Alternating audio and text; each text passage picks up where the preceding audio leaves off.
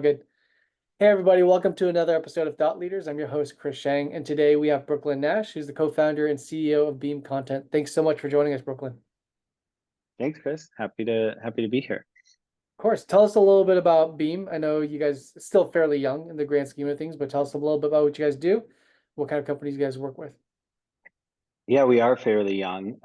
We launched Beam Content 2 years ago. I say we, that was my wife and I, my wife Becca, and our third co-founder, Sam. But it was based off of the 8 previous years that my wife and I had freelanced in the B2B SaaS space. And yeah, we launched Beam to really focus on what we saw as a missing piece of content marketing. Oh, two missing pieces really. Number one, actual data-backed and expert-backed content. So taking time with your SMEs or with your platform data or with survey data and using that for your content effort. And then piece number two is connecting that content to the rest of the go-to-market org. So often content marketing is the silo that's sitting over here, but demand gen need content, brand needs content, product marketing needs content, sales enablement needs content. So our goal is to bridge the gap between content and the rest of the go-to-market org.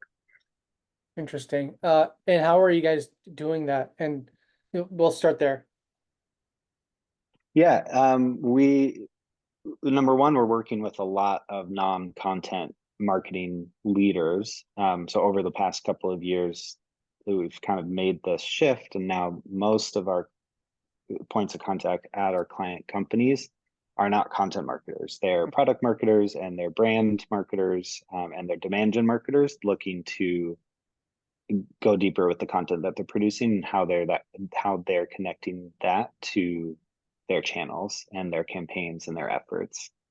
The other piece is just asking up front about where the gaps currently exist and taking time to talk to sales and customer success and product when we first engage a client to really understand how to shape the content strategy in a way where all of those functions can get excited about the content that we're working on and can actually plug them into what they're working on. Got it. And how are you guys delivering the I guess like a couple questions. What is under the umbrella of content? And then second, a follow-up to that would be how are you guys I guess like creating the content across those different departments for them? Um, and yeah, I guess like what kind of pieces are those as part of that puzzle? And are you guys using technology to create some of these things? How does that all kind of come together? Yeah, the content umbrella is a good question because I feel like you could ask 10 people in a room and they'd all have different answers, right? Exactly.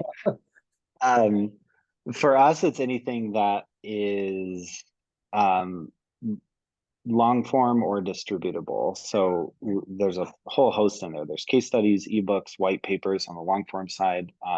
There's feature articles and roundups and webinar and podcast recaps on the shorter end of things. And then I got my daughter joining here on video. Hi. And then the other piece is, so sorry. No worries. Take your time.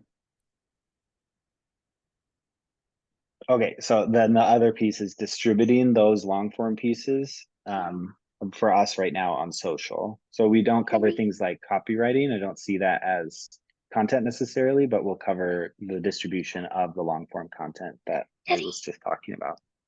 Got Sorry, it. one sec. Yeah, of course.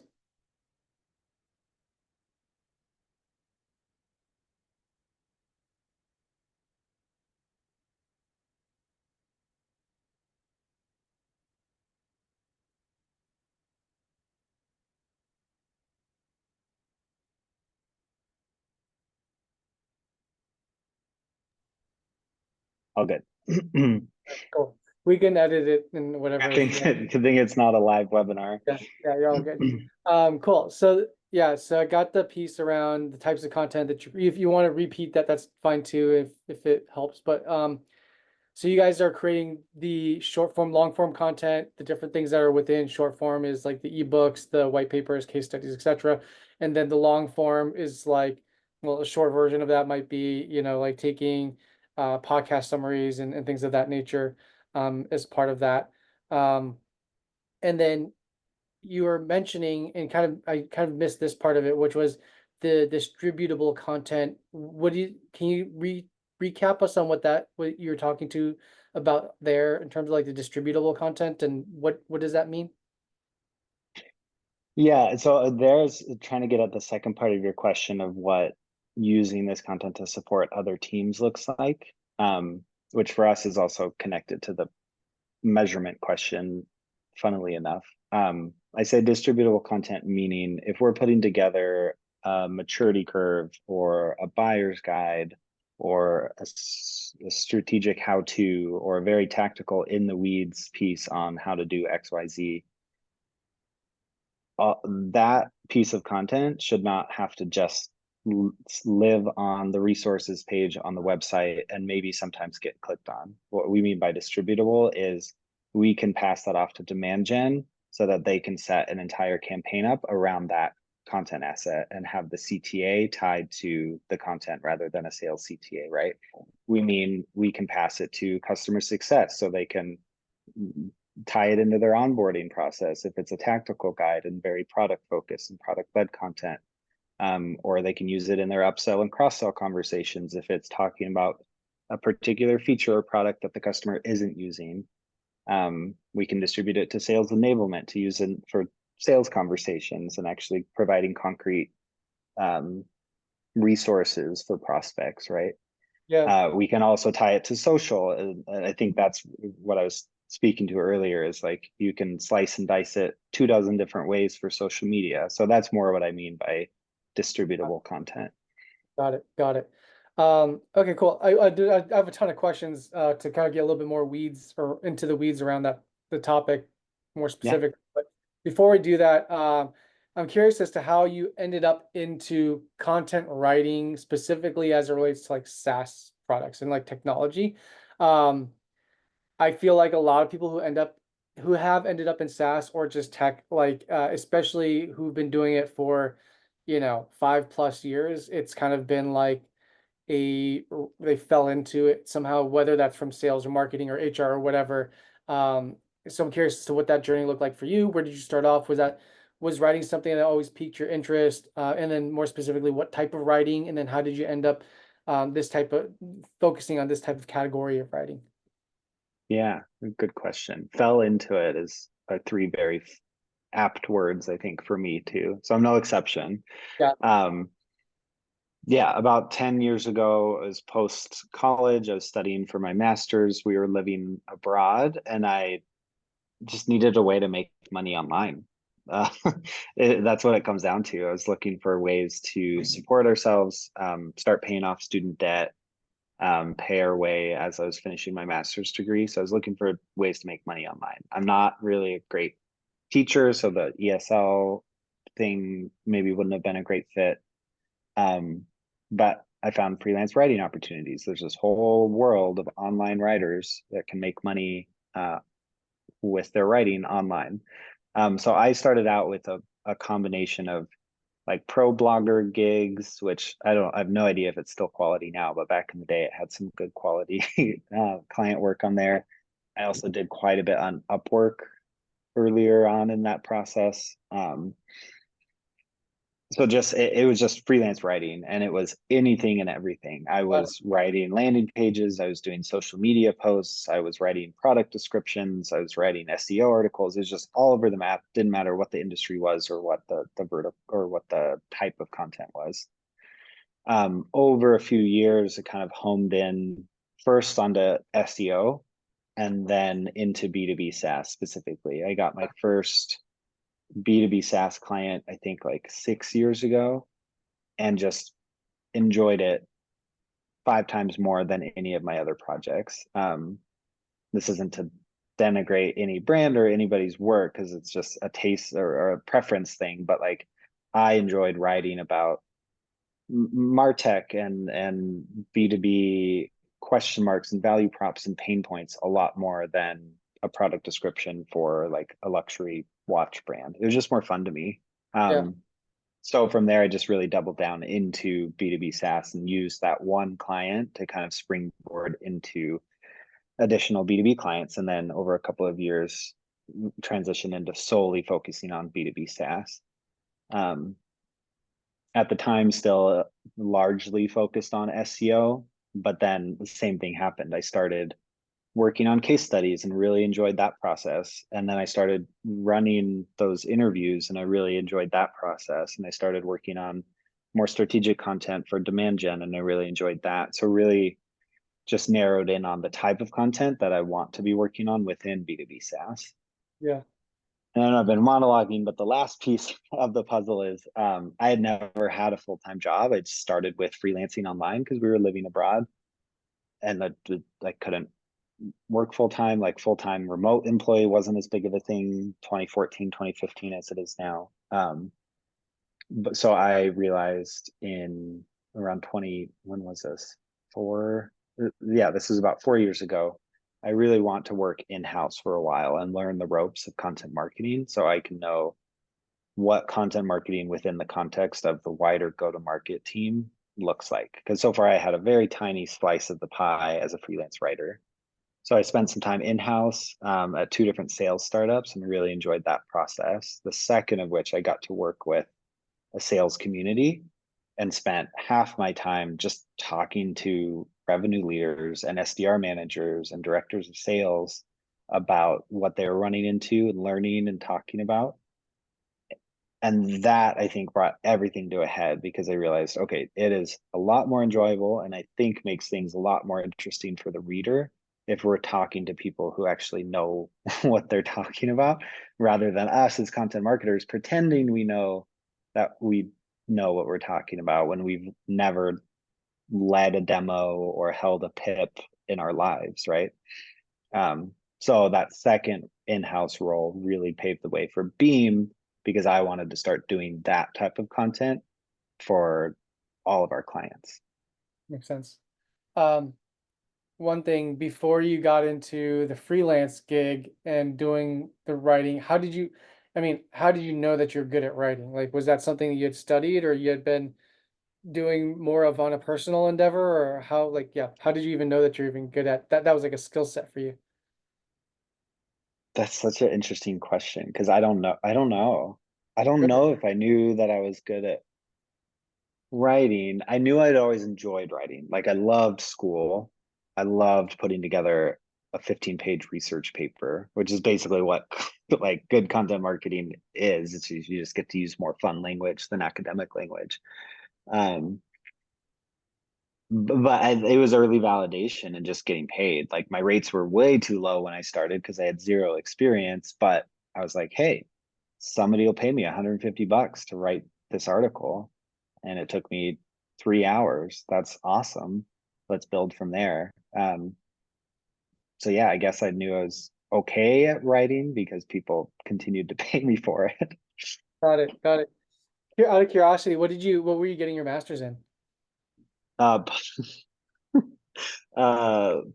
Political science and communication. Yeah, interesting. Yeah, which is not. So at the time, I was. So my wife and I always knew we wanted to live outside of the U.S. in some capacity. We worked in nonprofits early on. We wanted to work in international development and started down that path early on when we were living here in Latin America. I wanted to become what are they called in the State Department, like a foreign service officer within the State Department. So that was that track. And then the freelance writing kind of took hold because we're like, we can make solid money doing this and it's flexible and there's less chance for burnout. Interesting. Very cool. Thanks for indulging that. And then the next thing I had a question around was, you mentioned that you were then able to go into a more niche uh, around working more on, the SaaS side of things, being able to do these case studies, versus doing more like descriptive writing around product descriptions and things like that. Um, what was it about that interaction or activity that you feel like uh appeal to certain sensibilities about you that you found joy in? Like, Hmm. was it because when you're explaining it to me, like I kind of have my own thoughts around perhaps why, but maybe you can tell us and clarify a little bit more.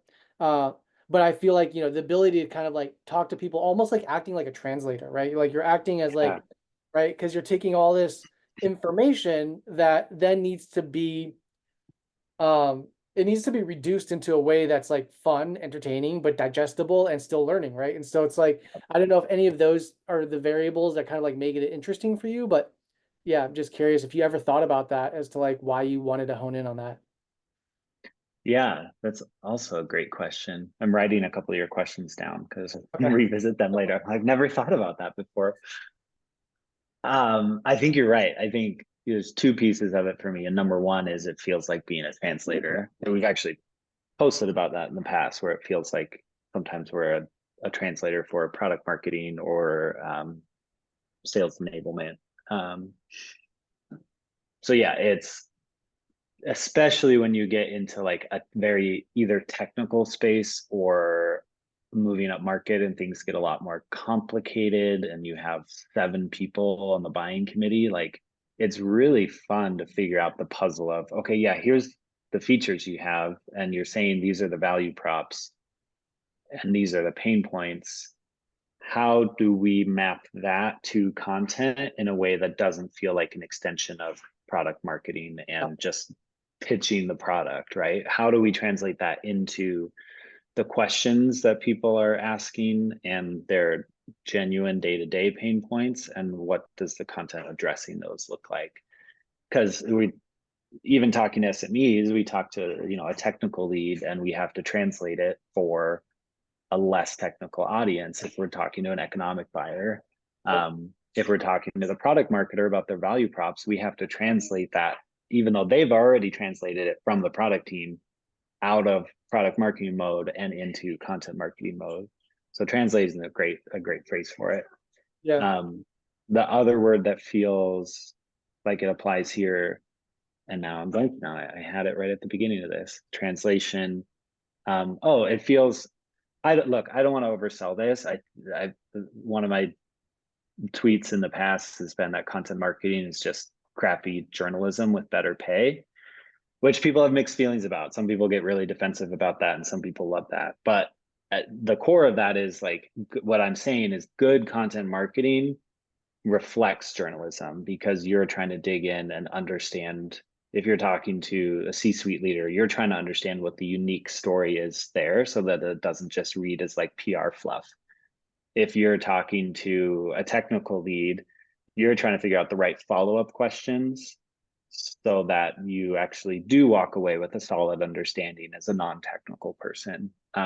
So it feels a bit like being a B2B journalist in a way, Yeah. I which mean, I say partially tongue in cheek again, because I know journalism is, I'm not trying to compare the two, but it feels similar enough. yeah, I think so too. I mean, I think you're getting into, I mean, instead of like, some political issue or investigation, you're doing it around a product or something that's very technical, which, if you just take the analogy of the exercise or the activity, I can understand how that mirrors it to a certain degree. Um, Mhm. I think also like you brought about this point, I mean, especially now you're seeing, I mean, I know from the go-to-market side of things and working with so many founders and on especially go-to-market leaders is like, yeah, you have a lot more buyers involved now. Like pocket strings are a little bit, tighter and shorter. And so you have like the CFO that's coming in. And then the way that CFO analyzes like ROI is a lot different than the end user.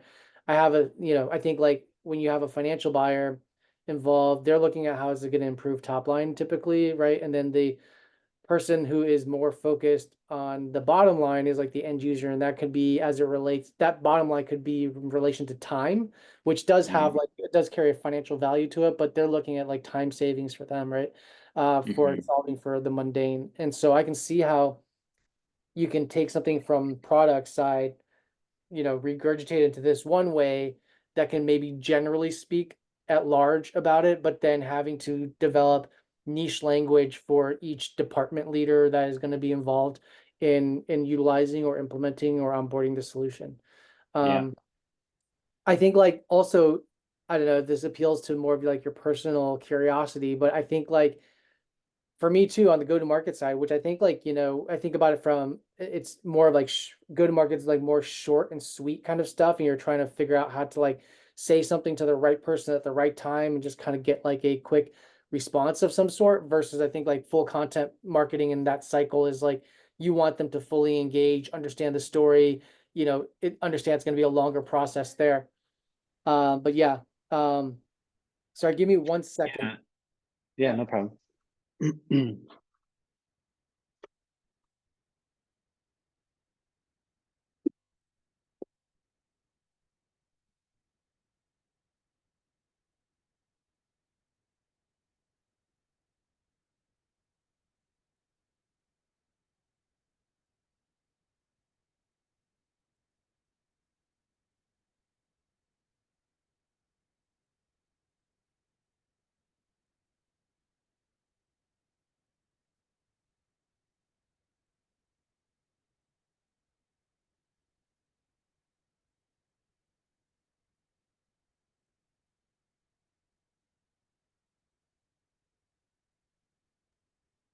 Sorry about that. No worries. Done it to you a couple Delivery. times already. Yeah.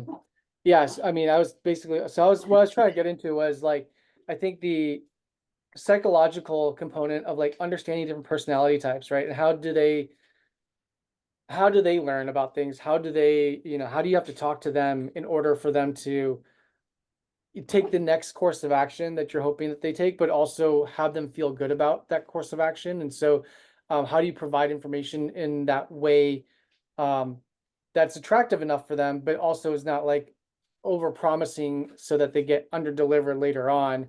And then it becomes a bigger issue for the company when you talk about churn and things like that. So it's like you're threading this, I feel like you're like threading a needle of trying to find what those nuggets are from like the technical components to then piece it into a way that somebody can find attractive when they go through it. So Yeah. yeah, There's I don't like know if I so thought much. about. Oh, sorry.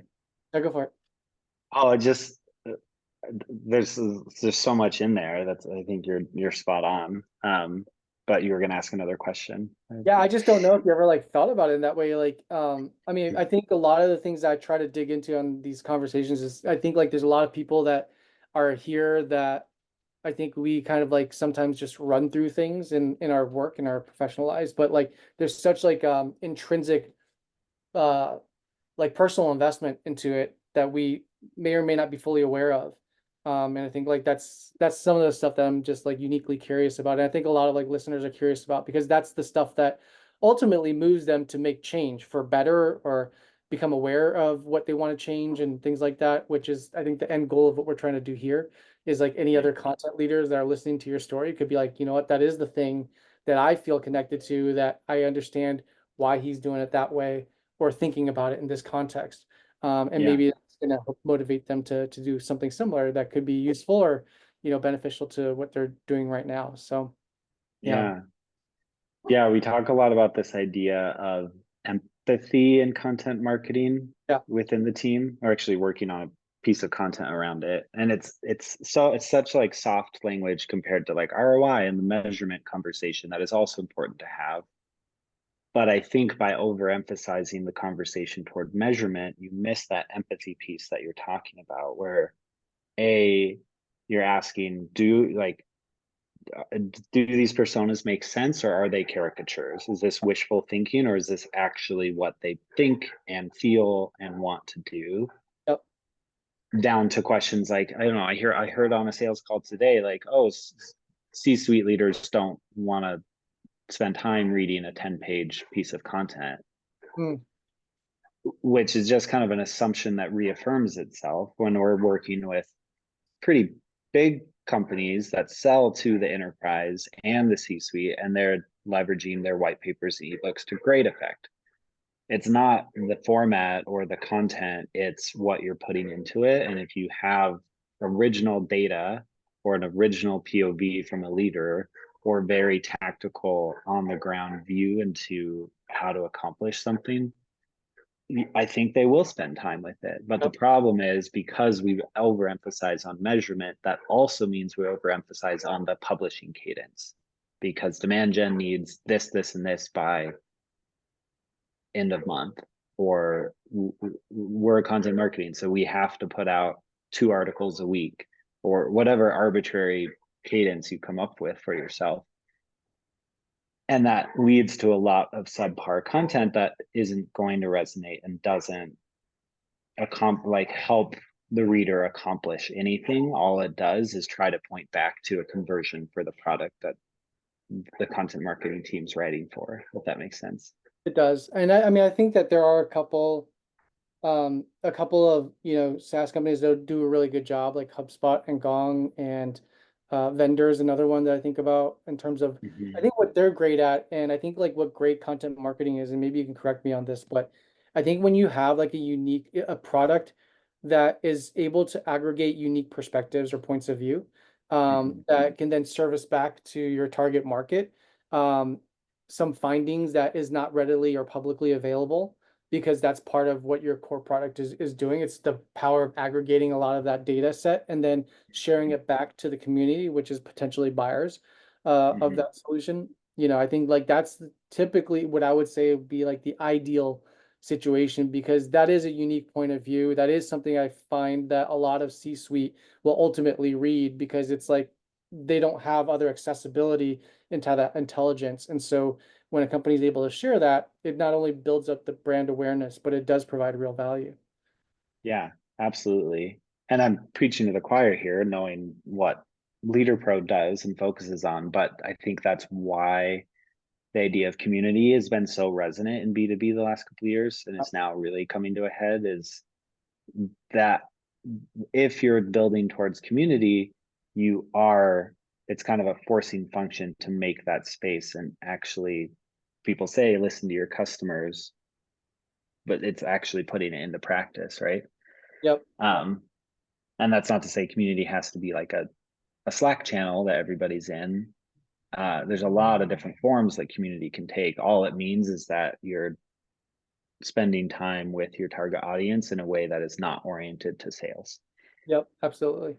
And I want to kind of at least cover one of some of these other last ending points here, but I am seeing definitely more of community content being very relevant, whether it's a whether they're directly saying it or not, but sales and marketing leaders are aware that this is much more important as a piece of that puzzle to bridge the gap of trust, and Mhm. realizing that nowadays, with higher interest rates, with capital being much more expensive, I think also just we've been over inundated with a very bullish market for SaaS for the past 10 years that saw this super hyper growth.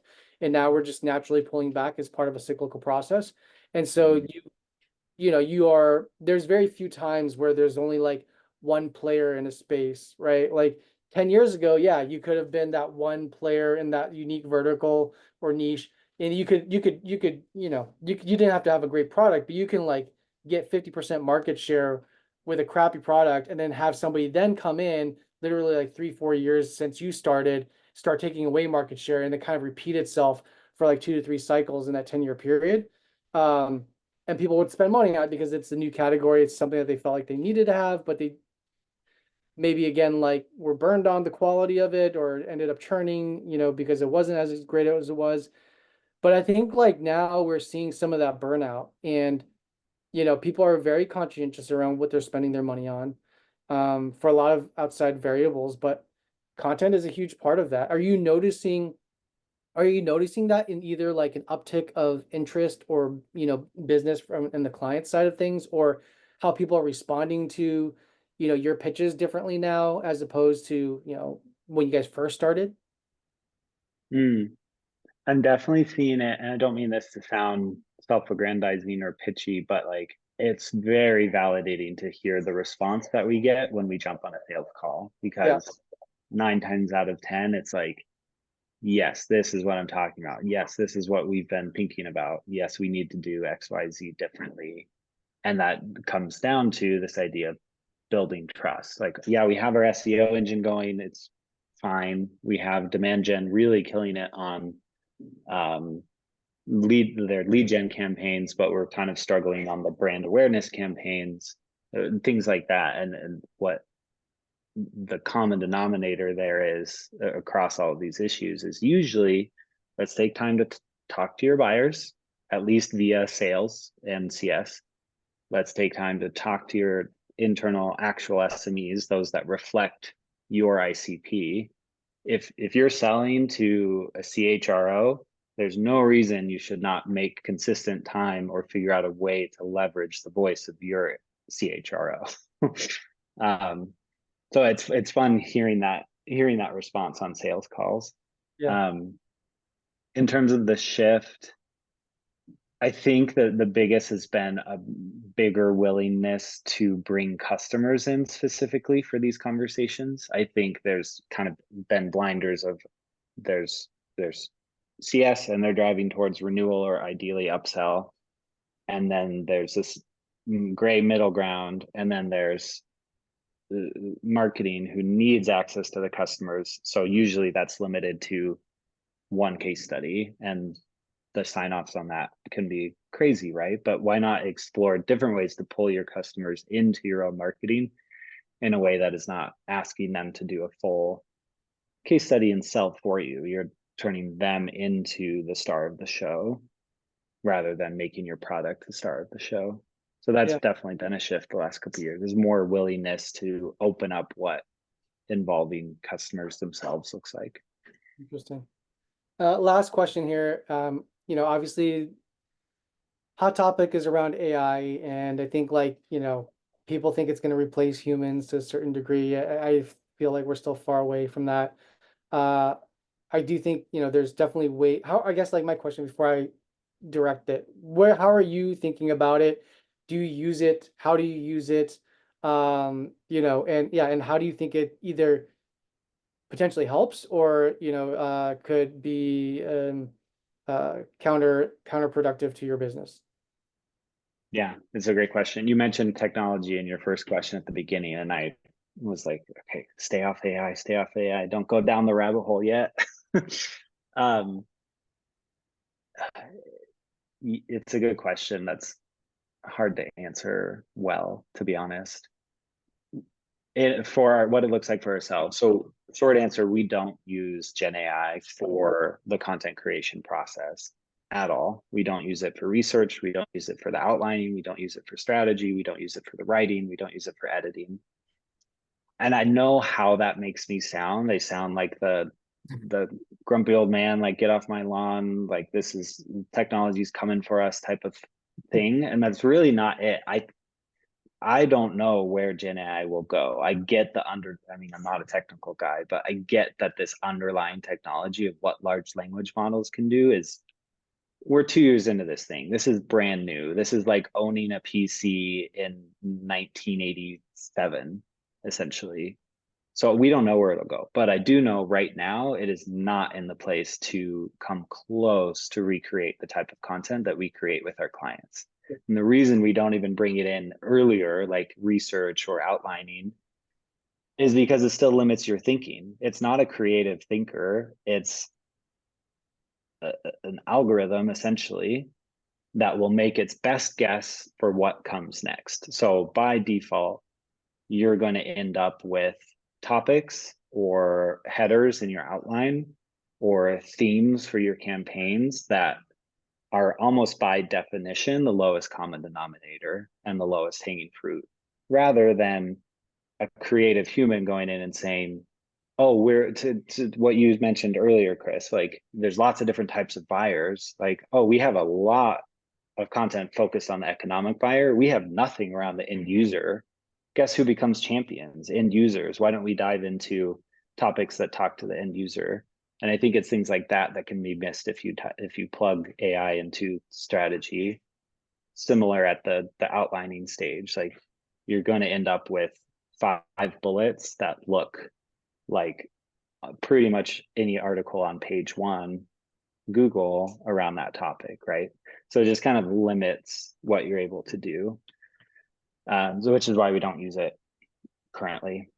Got it. Like our clients are paying for the strategy and the creative thinking. They're not paying for the 1,500 words that we're turning back around to them. Yep. Yep. Yeah. That's it. So the flip side of that, sorry, I feel like I need to Uh-huh. like, that's for the creative deliverable client work, right? We do use it. I think what confounds me is there's so many use cases for AI. I just legitimately don't understand why we immediately jumped to generating content. I Mhm. haven't seen a single cold email generated by AI that would convert me. I haven't seen a single AI generated article that compares to what our writers can do. Yeah. But it can be really helpful for parsing data. It can be really helpful for creating processes, like the fact that you can record a 20-minute video and then there's magic technology out there that can map that visually to a workflow is crazy. I think it can work great for a lot of use cases. So we use it for our own workflows and operations and documentation, but not for the creative work. Very cool. Um, Interesting. Yeah. That's why I did. So I didn't just start at the beginning. Sorry, I just Oh, that was like an 8-minute monologue. it's all good. Very cool. I I'll ask one last question here and then let Mhm. you go. But I don't know if you saw the latest development with ChatGPT allowing individuals to create their own GPTs or companies to create their own GPTs, Mhm. without code, right? So being able to pull from a knowledge base, or in this context, it'd be like a transcript. So it'd be like if you've done speaking engagements, or if you talked on a topic, or if you took this recording, uploaded a transcript to the GPT, it would start learning how to talk with your tonality to a certain degree and your way of thinking. Obviously, with the same capabilities, be able to dive into the deep web and get all of that intelligence as well. But Mhm. using your knowledge, whatever you're uploading is like the first layer of the knowledge base. Um, that honestly scares the shit out of me. I think like that's like Mm. becomes more where you are giving, and I don't think like people are fully aware of what when they're uploading something like that, like transcripts about your stuff, your voice, your tone, your unique perspectives on things, where it's going and who ends up owning it, right? Mm. Uh, Mhm. I think then it becomes a very gray area, and I think I don't know if you have any thoughts on that. And it's like, and I'm not, and I don't feel like I'm that person that's also like anti AI or anything, but like I do think that there's a missing gap of like education around to the general population around like if you use this, it's almost like buyer beware, but like if you use this, you are relinquishing XYZ rights to whatever, uniqueness or proprietary, like intelligence that you have around this. You know what I mean? Almost Mhm. like Instagram and images, right? Like you're just freely giving way you think almost Mhm. up into a platform. I don't know if you have any thoughts around that, and if that like has you have any concern whether you continue to use it, how deep you would go about using it, and then even potentially like how you personally engage with it. Yeah. Oof. It's a loaded Yeah. question. It's a big question to end it with, but I'm just curious. Maybe the pre-qualifier is I'm not fully qualified to answer that question on like the future of AI, but I see what you're I think asking for, but about I and think, what yeah, you're I think from seeing. somebody who is like not fully understanding of all the capabilities, and then also like what the true intent is, I think of this, it's to me, it's like all this stuff is like data aggregation, right? It just Mhm. comes across as like, what is the UX that makes it seem so docile so that we can collect as much data as possible, right? And That's totally what it is, because then companies can make so companies are now making money off of rolling out AI on the front end as part of their UX. And guess what? It's like $7 extra a month. And that's built off of an LLM. They can make money at least on selling data yeah, too. Like Figma just ran into this, I think, right? Like their new terms and conditions included like we can anyway, resell. it blew up and people were pushing back because of the exact concerns you're talking about. Yeah. So I don't know. I mean, food for thought. I don't know if you ever thought about it in that way, or just, yeah, if you would, personally and or professionally pull back or like be conscientious around how do you ultimately engage with it. Mm. Because I know I I've haven't, started thinking that way. yeah, I haven't thought about it on the input end of things. I have on, I don't, I'll have to fact check this, but earlier on, like maybe a year ago, I was reading something that it basically came down to, at least within ChatGPT, you don't own what ChatGPT gives you back. So then you get into all these complicated copyright questions. And if it's a brand using a foundational LLM rather than their own custom LLM to produce stuff, I don't know, you just get into very messy So messy. territory. We still haven't even figured out legislation for the internet, and it's been Oh, it's, like 40 years. yep, yep, exactly. Anyways, on that note, thank you so much for taking the time, man. It was really great. It was fun talking to you. It was great to just kind of like dive into your story, your narrative, what you guys are doing at Beam, how you got involved, how you think about creating content across inner departments. But yeah, very, very interesting and unique conversation. Yeah, same on my end. Great questions. Thanks for letting me geek out a little bit. Of course, man. Thanks you. Thanks, Chris.